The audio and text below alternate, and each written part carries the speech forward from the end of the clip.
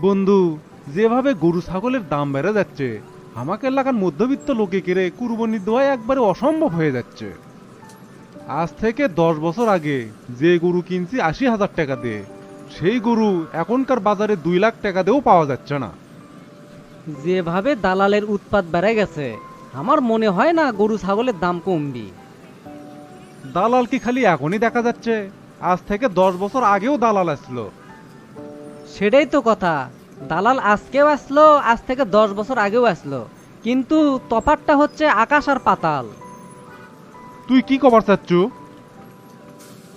আজ থেকে 10 বছর আগে যে দালাল আসলো, তারা হচ্ছে অশিক্ষিত দালাল।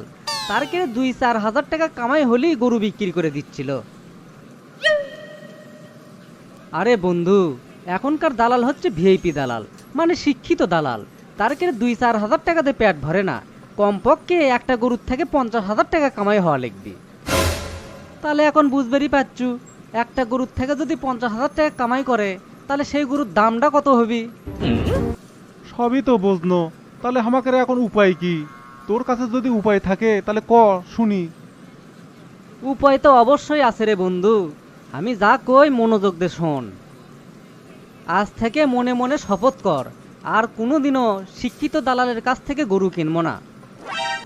গরু যদি দালালের থেকে কেনাই লাগে, তাহলে অশিক্ষিত দালালের কাছ থেকে কিনবো। শিক্ষিত দালালের পেট ভরানোর থেকে অশিক্ষিত দালালের পকেট ভরান কি ভালো লয়? তুই তো ঠিকই কছু, কিন্তু বন্ধু আমার কাছে আরেকটা বুদ্ধি আছে। তোর কাছে আবার কি বুদ্ধি?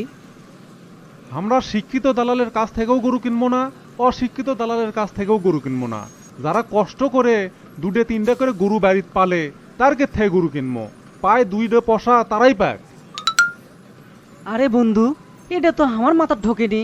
তুই তো ঠিকই কছু, এখন থেকে এই বুদ্ধিই ব্যবহার করা লাগবে। তাহলে আর হাটত যায় গরু বর্গির লাত্তিও খাওয়া লাগবি না।